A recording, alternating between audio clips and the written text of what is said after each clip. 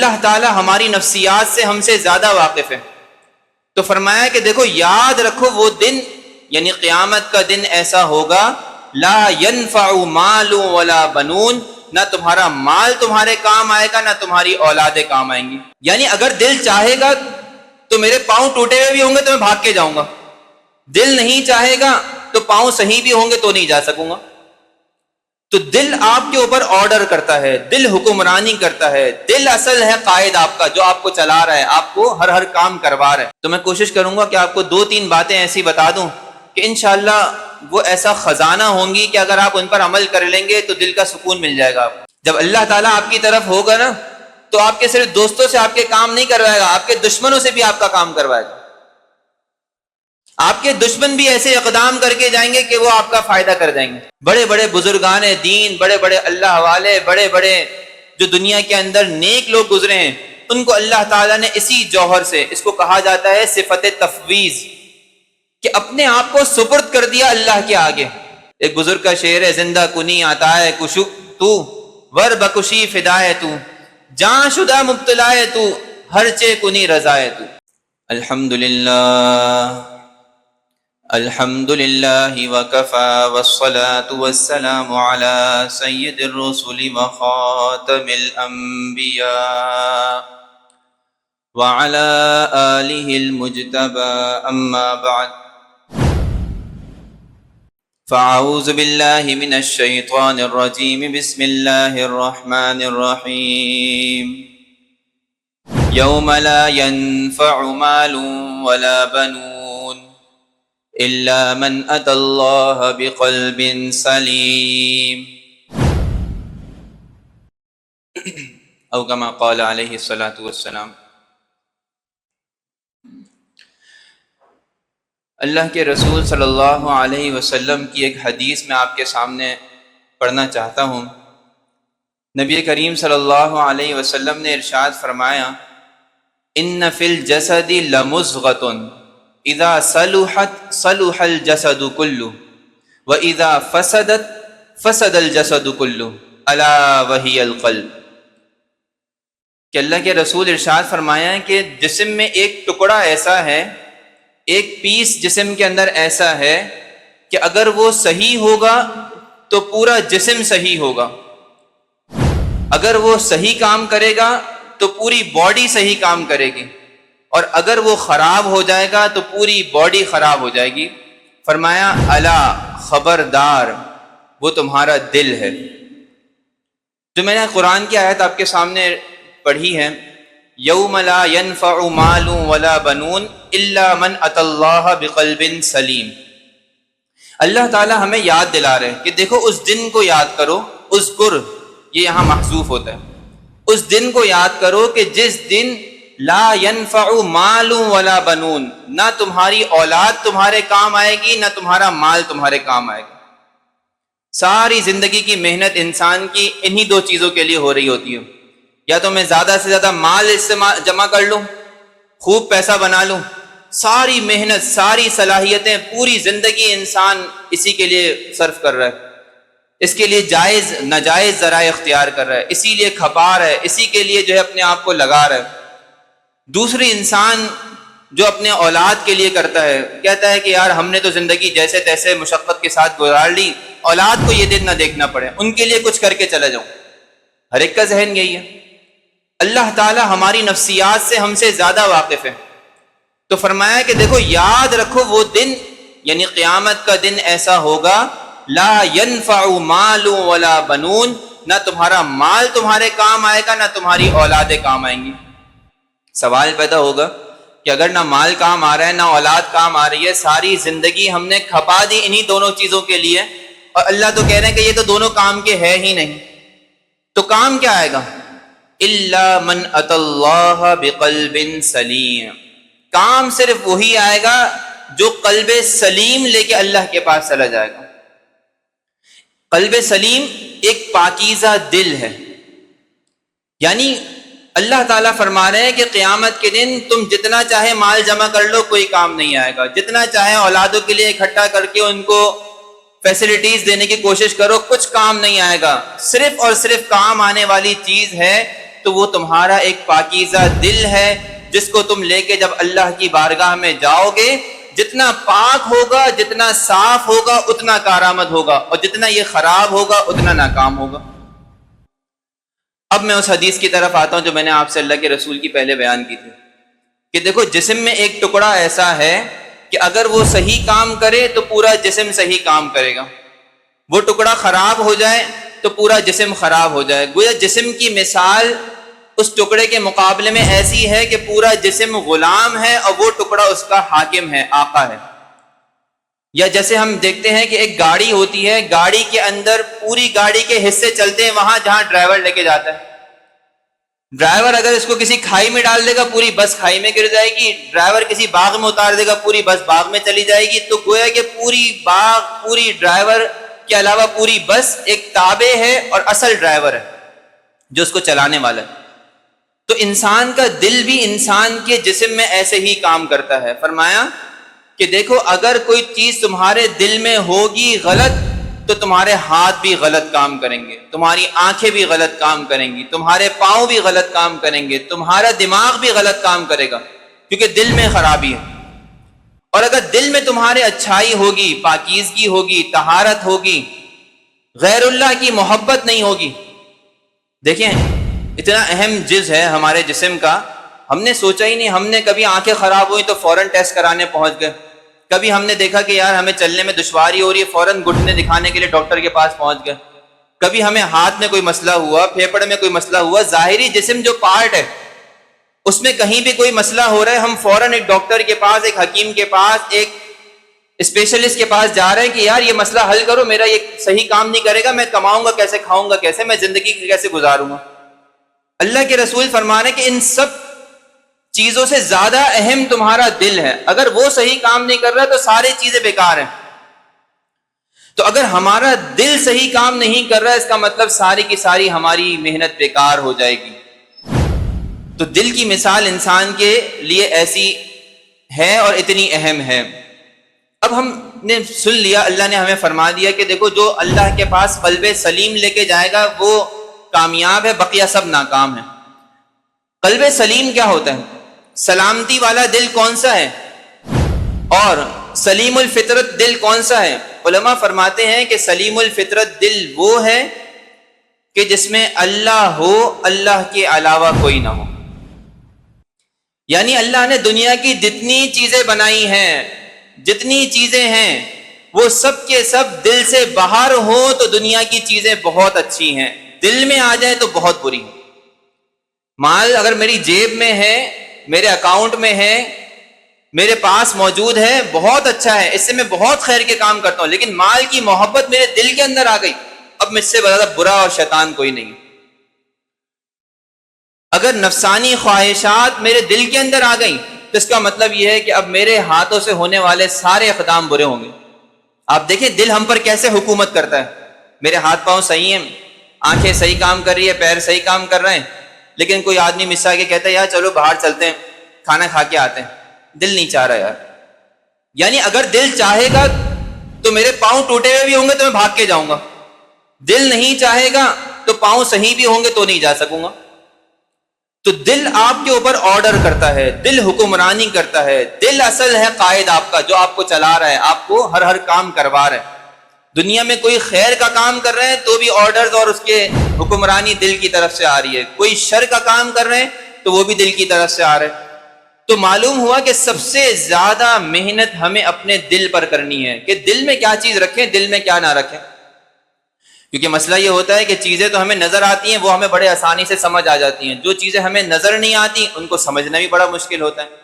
اب دل تو ہمیں نظر نہیں آ رہا، دل میں ہے کیا کیا نہیں ہے، ہمارے احساسات کیا ہیں، جذبات کیا ہیں، یہ ہم کیسے پہچانیں؟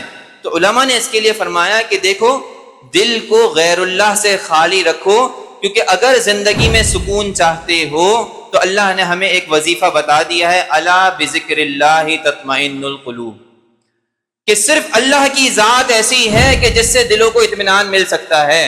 بس اگر اللہ کی ذات سے تعلق ہوگا، دل مطمئن ہوگا، چارپائی پہ، ٹوٹی چارپائی پہ بھی راحت کی نیند آئے گی۔ اللہ سے تعلق نہیں ہوگا، دل مطمئن نہیں ہوگا، خدا کی قسم عالی شان محلوں میں بھی ایسا لگے گا کانٹوں پہ لیٹے ہوئے۔ ایک ساتھی تھے میرے، ہمارے کافی ماشاءاللہ ایک فیکٹری کے بڑے آنر ہیں، کہنے لگے کہ کروڑ پتی ہوں، ہر قسم کی آسانی ہے، سہولت ہے، رات کو دوائیاں گولیاں نہ کھاؤں نیند نہیں آتی، پریشان، کروٹ بدلتے بدلتے رات گزر جاتی ہے، کیا کروں؟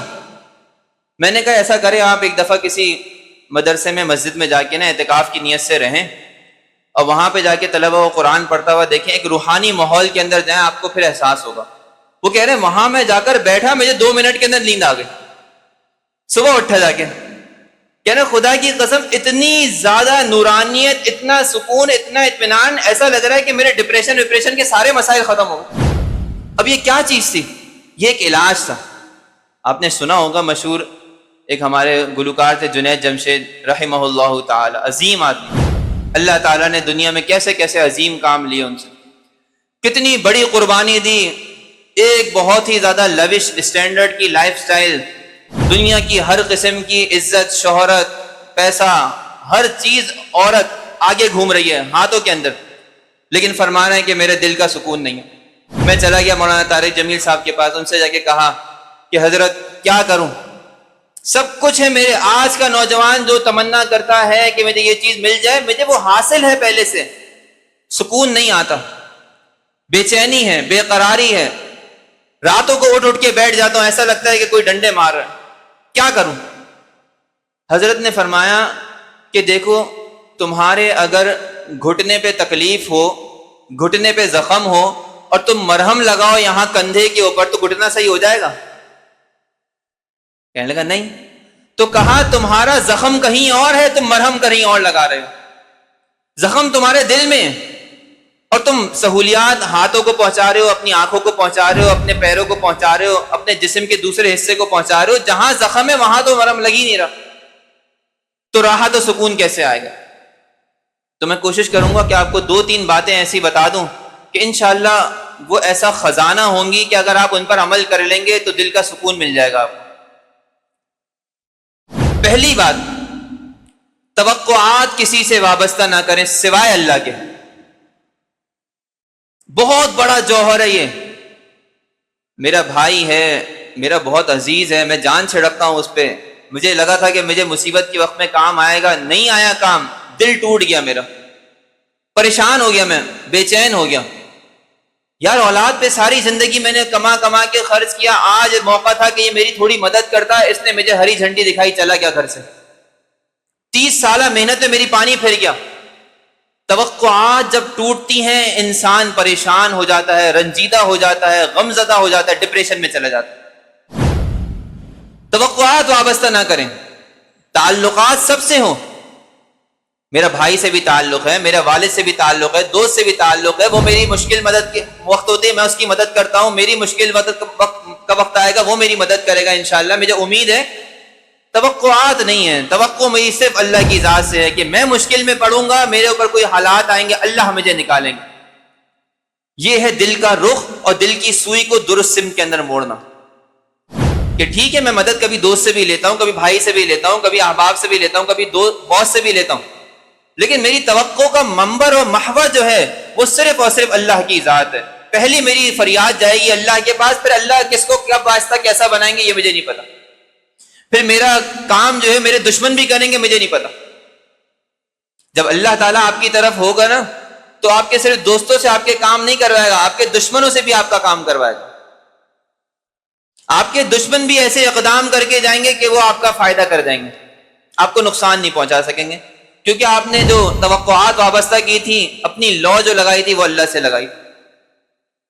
دوسرا، راضی برضا رہیں، اللہ کی رضا میں راضی رہنا، یہ ایک بہت بڑا وصف ہے، یہ ہمارے دل کا اتنا بڑا جوہر ہے کہ اگر کسی کو حاصل ہو جائے تو وہ کہے کہ بادشاہت کی سلطنت بھی اس کے آگے ہیچ ہے، بیکار ہے۔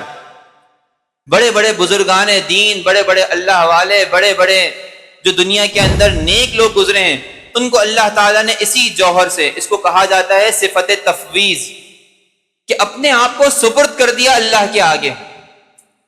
کوئی اچھا ہے، اچھا کر رہا ہے، من جانب اللہ ہے، الحمدللہ یا اللہ تیرا شکر تو نے مجھے ایسے دوست دیے، ایسے احباب دیے، ایسے رشتہ دار دیے جو مجھ سے اچھا کرتے ہیں، اچھا سلوک کرتے ہیں، میری مدد کرتے ہیں، معاونت کرتے ہیں، میرے کاموں کو حل کر دیتے ہیں۔ اگر کوئی برا کر رہا ہے، دشمنی کر رہا ہے، نقصان پہنچا رہا ہے، الحمدللہ یا اللہ یہ بھی تیری طرف سے، تو نے اسی لیے میرے لیے کوئی خیر رکھی ہوگی۔ میں چاہتا تھا کہ یہاں سے میرا کام ہو جائے، میرا یہ فلانا مسئلہ پھنسا ہوا ہے، نہیں ہوا تو اس میں بھی اللہ ہی کی کوئی خیر ہوگی۔ یہ وہ جوہر ہے کہ اگر آپ کے اندر پیدا ہو گیا تو پھر آپ کو دنیا کے اندر کوئی چیز نقصان نہیں پہنچا سکتی، دنیا کی کوئی چیز غم زدہ نہیں کر سکتی۔ ایک بزرگ کا شعر ہے، زندہ کنی آتا ہے کشو تو ور بکشی فدائے تو، جان شدہ مبتلائے تو ہر چے کنی رضائے تو، کہ ہماری جان تو آپ کے حوالے ہے، اب تو جو حالات ہم پر پیش آ رہے ہیں وہ من جانب اللہ ہی ہیں، اللہ کی طرف سے ہیں۔ ہم اس پہ نہ شکوہ شکایت کریں گے، نہ اس کے اوپر ہم فخر و غرور کریں گے۔ اچھے حالات ہیں تو ہم تکبر میں بڑائی میں نہیں جائیں گے، ہم کسی کے اوپر اترائیں گے نہیں کہ دیکھو میرے پاس بڑی گاڑی ہے، دیکھو میرے پاس بڑا بنگلہ ہے، دیکھو میرے پاس بڑی دولت ہے، شہرت ہے، عزت ہے، نہیں، کیونکہ ہم نے وہ سمجھا ہوا ہے کہ یہ اللہ کی طرف سے دیا ہوا ایک ہدیہ ہے، ایک نعمت ہے۔ اگر ہمارے پاس کوئی برائی آئے گی، کوئی مشکل آئے گی، پریشانی آئے گی، ہم پریشان نہیں ہوں گے کہ یہ دشمن میرا کیا بگاڑے گا، اللہ نے اس کو توفیق دی ہے، طاقت دی ہے، قوت دی ہے، اگر اللہ چاہ رہا ہے تو یہ میرا نقصان پہنچا رہا ہے، اللہ نہیں چاہے گا تو میرا نقصان نہیں پہنچا سکے گا۔ یہ حدیث میں آتا ہے کہ اے ابن آدم، ساری کی ساری کائنات، مخلوق، وہ سب کے سب جنات اور انسان جمع ہو جائیں اس بات کے اوپر کہ تمہیں نقصان پہنچا سکیں، اور اللہ نہ چاہے، خدا کی قسم نہیں پہنچا سکیں گے، اور ساری کی ساری کائنات مل کے تمہیں فائدہ پہنچانا چاہے، نفع پہنچانا چاہے، انسان اور جنات یہ سب مل کر، اور وہ چاہیں کہ تمہیں کوئی فائدہ پہنچا دیں، نہیں پہنچائیں گے اللہ تعالیٰ نے چاہے تو جب سارے فیصلے من جانب اللہ ہو رہے ہیں، سارے معاملات اس کی طرف سے طے ہو رہی ہے، تو ہم اسی سے اپنا تعلق جوڑیں، اسی کی رضا میں راضی رہیں۔ تو یہ دوسری صفت ہے راضی برضا ہونا، اپنے دل کو دنیاوی خواہشات سے خالی رکھیں، نہ اس کے اندر عورت آئے، نہ اس کے اندر مال و دولت آئے، نہ اس کے اندر عزت اور جاہ آئے، جو مل جائے من جانب اللہ، اللہ کی طرف سے، اس کے اوپر خوشی ہو، اللہ کا شکر ادا ہو، نہیں ملی کوئی شکوہ و شکایت زبان پہ نہ ہو۔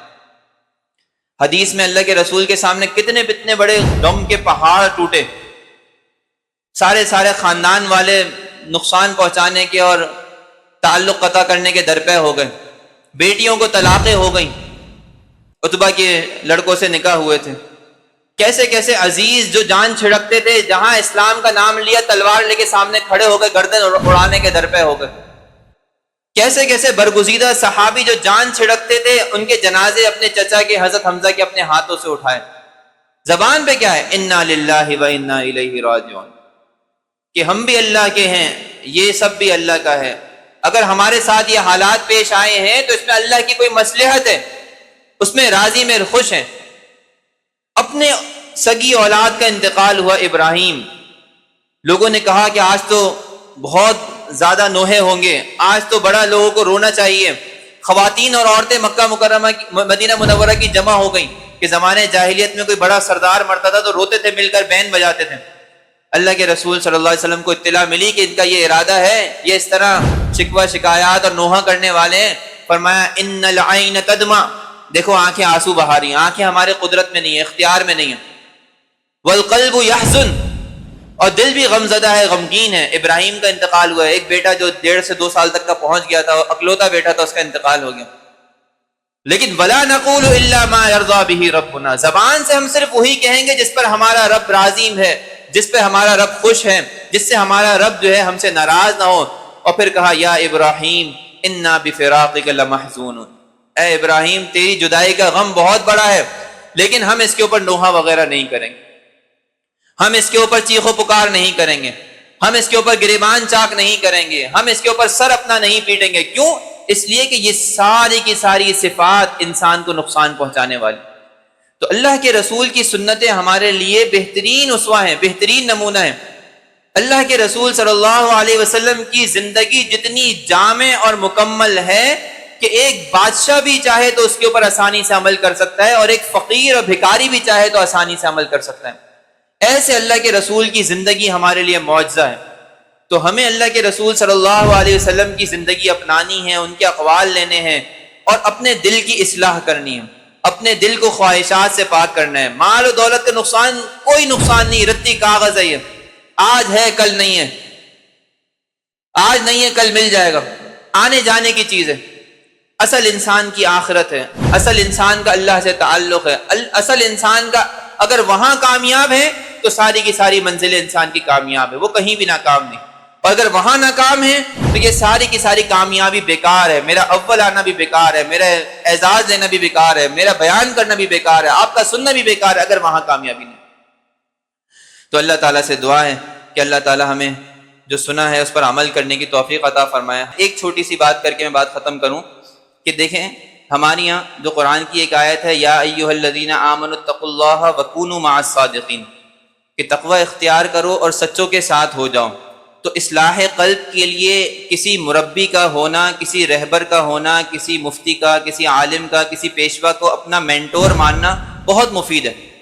یہ اس کی دنیا کو بھی چار چاند لگا دیتا ہے اور اس کی آخرت کو بھی چار چاند لگا دیتا ہے۔ تو بزرگوں کی جو نگاہ ہوتی ہے نا، کہ وہ کہتے ہیں نا نگاہ بزرگوں سے ہوتے ہیں زر پیدا، یا تمنا درد دل کی ہے تو کر خدمت فقیروں کی، نہیں ملتا یہ جوہر بادشاہوں کے خزینوں میں۔ تو اللہ تعالیٰ نے بزرگوں کی خدمت کے اندر اور بزرگوں کے تعلق رکھنے کے اندر بڑی اللہ نے برکات رکھی ہے۔ تو دل کی اصلاح بھی ہمارے بزرگان دین کرتے ہیں، اور وہ کسی کے اندر کوئی حسد کا مرض ہے، کسی کے اندر تکبر ہے، کسی کو لگتا ہے میری نماز کے اندر میری آنکھ نہیں کھلتی، کسی کو لگتا ہے میں اچھا خاصا جو ہے وہ صحیح ٹریک پر آتا ہوں پھر رشوت لینا شروع کر دیتا ہوں، میرا کبھی جو ہے میرا تسلسل اور کنٹینیوسلی باقی نہیں رہتا، سسٹینیبلٹی نہیں ہے میرے اندر، تو پھر وہ اس کو علاج بتا دیتے ہیں۔ جس طرح ہمارے یہاں دوائیوں کے لیے مختلف اطباء ہوتے ہیں نا، ہمارے یہاں جگہ جگہ ہسپتال ہیں جو ہمارے جسم کا علاج کرتے ہیں، اسی طرح ہمارے یہ روحانی پیشوا ہیں، یہ ہماری روح کا علاج کرتے ہیں، یہ ہماری روح کی بیماریوں کی تشخیص کرتے ہیں، اور اس کے لیے ہمیں ہدایات مہیا کرتے ہیں، اور ان کی رہنمائی کے اندر اللہ تعالیٰ ہمیں بڑے فتنوں سے بچا لیتا ہے۔ انسان، آپ نے میں سے بہت سارے بڑی عمر کے بزرگ ہیں، ان کو جو تجربہ ہے، جو ایکسپیرینس ہے، وہ لا محالہ ہم جیسے چھوٹوں کو یا بڑوں بچوں کو نہیں ہے۔ کیوں؟ اس لیے کہ ان کا ایک طویل زمانہ گزرا ہے، انہوں نے دنیا دیکھی ہے، ان کے سامنے ہماری بات ایسا ہے کہ جیسے کہ سورج کو چراغ دکھانے کے مترادف۔ تو اسی طرح جو اہل علم ہوتے ہیں، بزرگان دین کی صحبتوں میں رہتے ہوئے اللہ تعالیٰ نے ان کو اپنی نسبت عطا کی ہوتی ہے، اپنا تعلق عطا کر دیا ہوتا ہے، تو ہمارے علم، ہماری باتیں ان کے سامنے ایسی ہوتی ہیں جیسے کہ چراغ دکھانا سورج کے آگے۔ تو اس سے ہماری اصلاح بھی ہوتی ہے، ہمارا تعلق بھی اللہ سے مضبوط ہوتا ہے۔ کوئی بھی اللہ والا کبھی اپنی ذات سے نہیں جوڑتا، ہمیشہ اللہ سے جوڑتا ہے۔ تو یہ کسی کے اللہ والے ہونے کی بڑی نشانی ہے کہ جب آپ اس سے تعلق قائم کریں گے تو آپ کا اللہ سے تعلق مل جائے گا۔ حدیث میں بھی آتا ہے کہ اللہ کے رسول سے فرمایا کہ مومن متقی کون ہے؟ فرمایا کہ جب تم اس کی صحبت میں بیٹھو تو تمہیں اللہ یاد آ جائے۔ تو بزرگان دین بھی ایسے ہی ہوتے ہیں کہ ان کی صحبتوں میں بیٹھ کے اللہ تعالیٰ کا تعلق، اس کا خوف، اس کی طرف رغبت، دونوں چیزیں اہم ہیں۔ الایمان بین الخوف والرجاء، کہ ہمیں اللہ تعالیٰ سے ڈرنا بھی ہے اور اللہ تعالیٰ سے محبت بھی کرنی ہے۔ اتنی محبت نہیں کرنی کہ ڈر ہمارا ختم ہو جائے، اور اتنا ڈرنا بھی نہیں ہے کہ محبت ختم ہو جائے۔ تو دونوں کے درمیان ایک اعتدال قائم رکھتے ہوئے انشاءاللہ ہم لوگ چلتے رہیں گے تو اللہ نے چاہا کامیابی مل ہی جائے گی۔ آمین وآخر دعوانا الحمدللہ رب العالمین۔ دعا۔ الحمدللہ رب العالمین والصلاة والسلام علی سید الرسل وخاتم الانبیاء والمرسلین وعلی آلہ واصحابہ اجمعین۔ اللہم انت السلام ومنک السلام تبارکت ربنا وتعالیت یا ذا الجلال والاکرام۔ سمعنا واطعنا غفرانک ربنا والیک المصیر۔ یا اللہ، ہم نے اپنی ساری زندگی تباہ کی، برباد کی۔ یا اللہ، ہم نے اپنی ساری زندگی بیکار کاموں میں ضائع کی۔ یا اللہ، تو ہماری بقیہ زندگی کو قیمتی بنا دے۔ یا اللہ، اپنے دین پہ چلنا ہمیں نصیب فرما دے، اپنے حبیب صلی اللہ علیہ وسلم کی سیرت کو اختیار کرنا نصیب فرما دے۔ یا اللہ، کامیابی ہمارے سامنے تھی، ہم دائیں بائیں بھٹکتے رہے۔ یا اللہ، تو ہمیں راہ راست پر لیا۔ یا اللہ، تو ہمیں خواہشات نفسانی سے بچا لے۔ یا اللہ، تیرے نبی کریم صلی اللہ علیہ وسلم کی زندگی میں ہماری دین بھی تھا، ہماری دنیا بھی بہترین تھی۔ یا اللہ، ہم نے غیروں کا دین اور غیروں کی دنیا اختیار کری۔ یا اللہ، ہمیں اس جرم عظیم سے یا اللہ معاف فرما۔ یا اللہ، ہمیں معاف فرما۔ یا اللہ ہمیں معاف فرما، یا اللہ ہمیں دین سیکھنے کی اور سیکھ کر اس پر عمل کرنے کی توفیق عطا فرما، یا اللہ نیک لوگوں سے ہمارا تعلق مضبوط فرما، یا اللہ جس طرح آپ نے انبیاء علیہم الصلاۃ والسلام کی بدولت صحابہ کرام کو قبول فرما لیا، یا اللہ نیک لوگوں کی بدولت ہمیں بھی قبول فرما دے۔ یا اللہ ہمارے اعمال تو ایسے نہیں کہ تیری بارگاہ میں پیش کر سکیں یا اللہ، لیکن جو ٹوٹے پھوٹے اعمال ہیں ہم یہی کر سکتے ہیں، یا اللہ تو ان کو محض اپنے فضل و کرم سے کامل بنا دیں، یا اللہ تو ان کو محض اپنے فضل و کرم سے مکمل بنا دیں، یا اللہ ہمیں اعمال میں اخلاص نصیب فرما، یا اللہ ریاکاری سے، دنیا کی محبت سے، یا اللہ دنیا کے مال کی لالچ سے ہماری حفاظت فرما، یا اللہ مرتے دم تک دین پر چلنا ہمارے لیے آسان فرما، اور قبر و حشر کے اندر نبی کریم صلی اللہ علیہ وسلم کی رفاقت ہمیں نصیب فرما، صحابہ کرام رضی اللہ تعالی عنہم کی رفاقت ہمیں نصیب فرما، اور ان سب کے ساتھ ہمارا جنت الفردوس میں داخلہ فرما۔ وصلی اللہ تعالی وسلم علی خیر خلقہ سیدنا و مولانا محمد وعلی آلہ واصحابہ اجمعین، آمین برحمتک یا ارحم الراحمین۔